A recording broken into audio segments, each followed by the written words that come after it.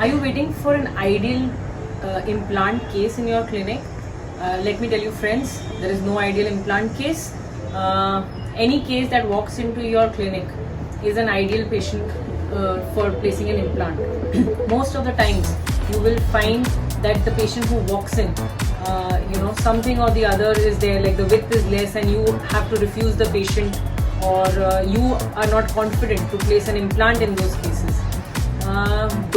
Today we are going to be teaching you how to place implants in cases where the width is not adequate.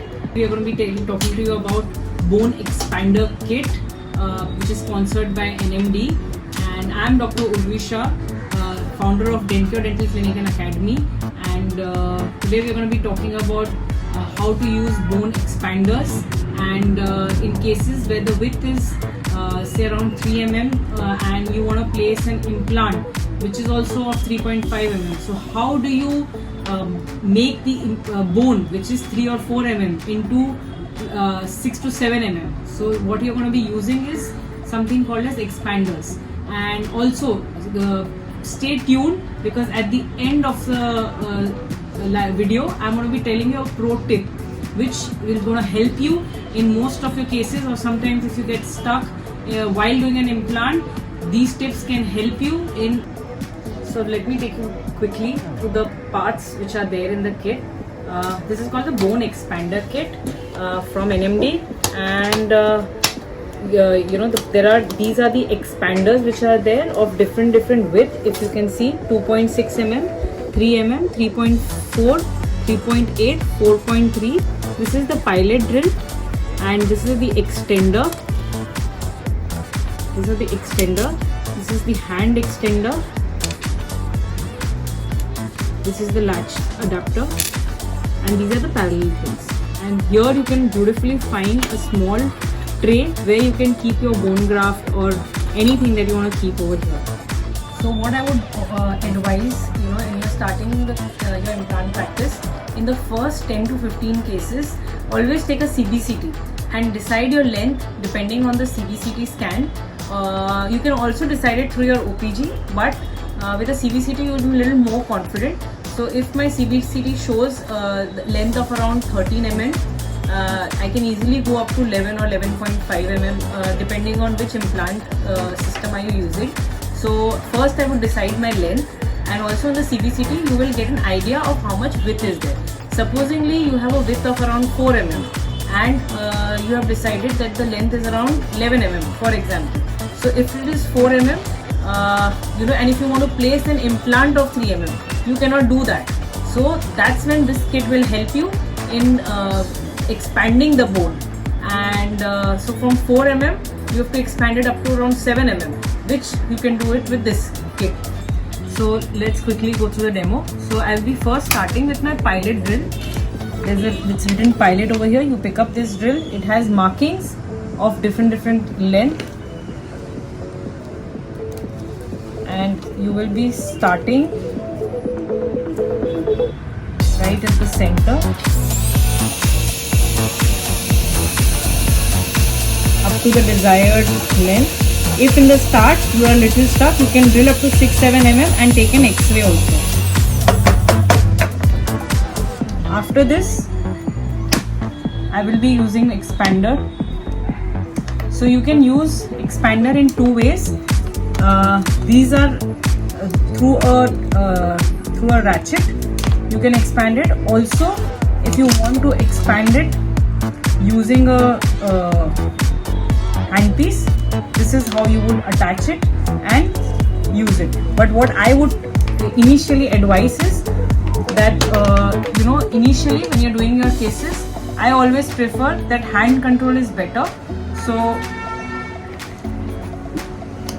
you will slowly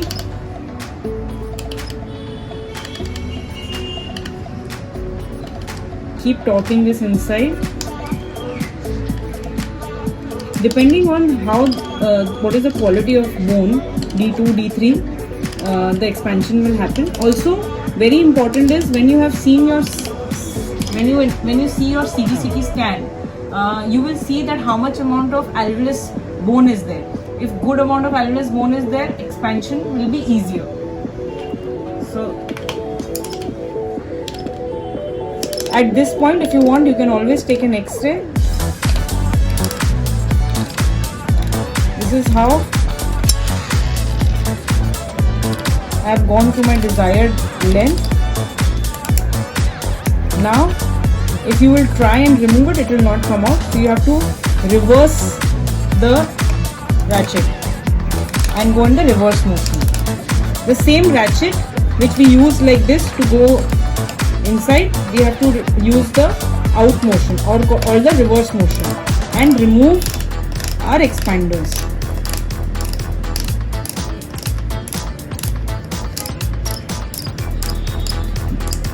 As I told you earlier, you can do this either with a handpiece or through hand. I prefer doing it through hand because it gives me better control.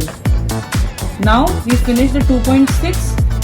Now we pick up the 3 mm, place it in the same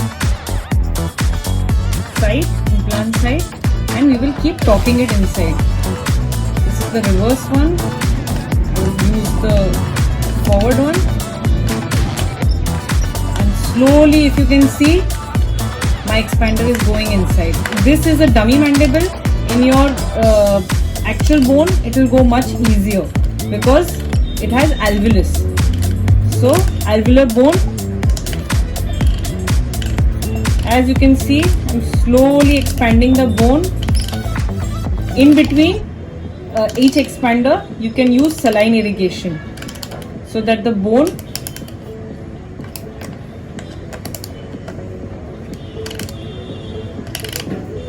while reversing, if you want, you can reverse it.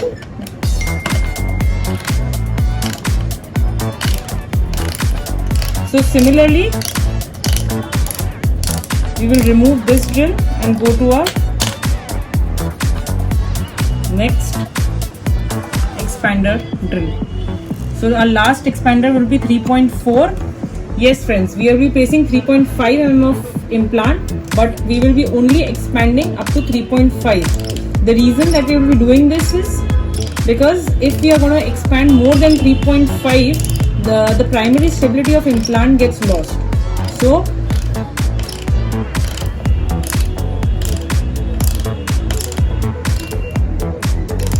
as you can see, I haven't drilled, only one drill was used and everything else I have used the expanders. And now I am again reverse torquing this out. And again, let me remind you, in between use saline irrigation between each expanders. I am not using it here because this is a dummy mandible, but you have to use it in patient's bone.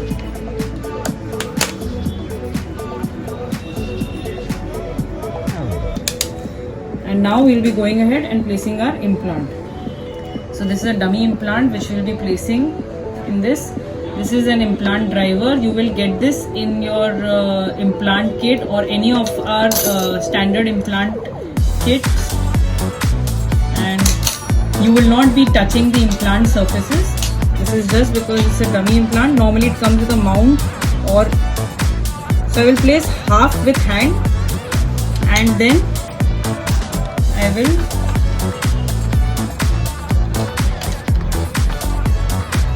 torque it.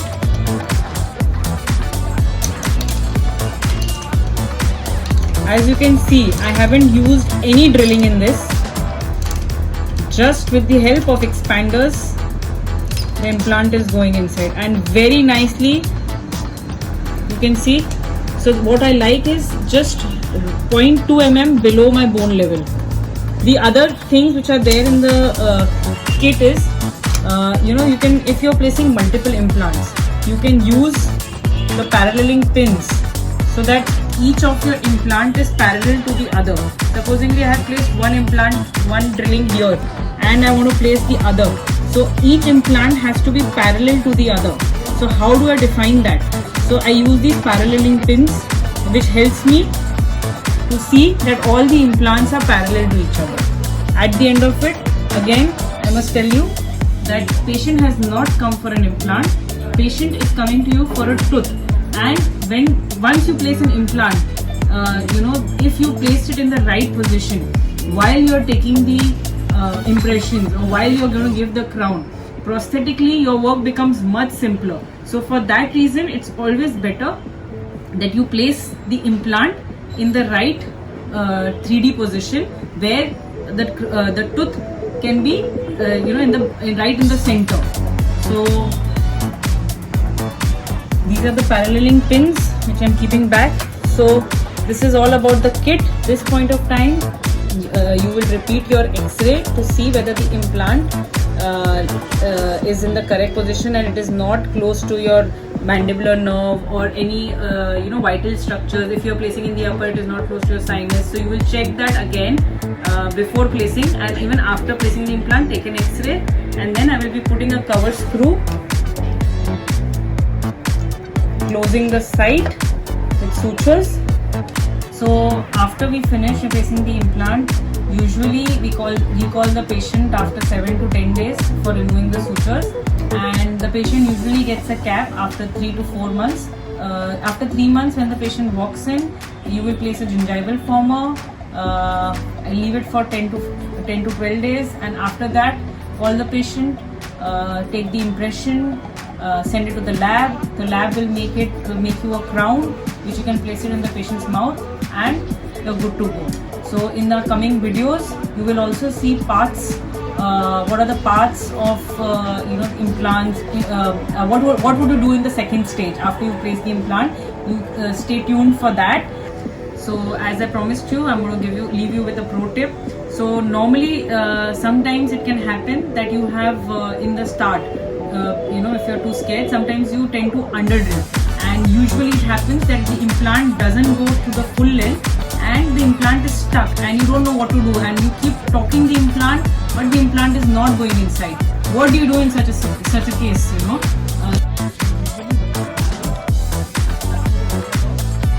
the same implant, place it back into the container where you removed it from. Then again take your expanders or the drill which is corresponding to your the implant that you're placing. Supposedly in this case I'm placing a 3.5. Usually this happens when you've not drilled to the enough length. So what you do is, again place your expanders, go to that correct length, and then take an X-ray to reconfirm that you've reached to that length, and then take the implant and place it back.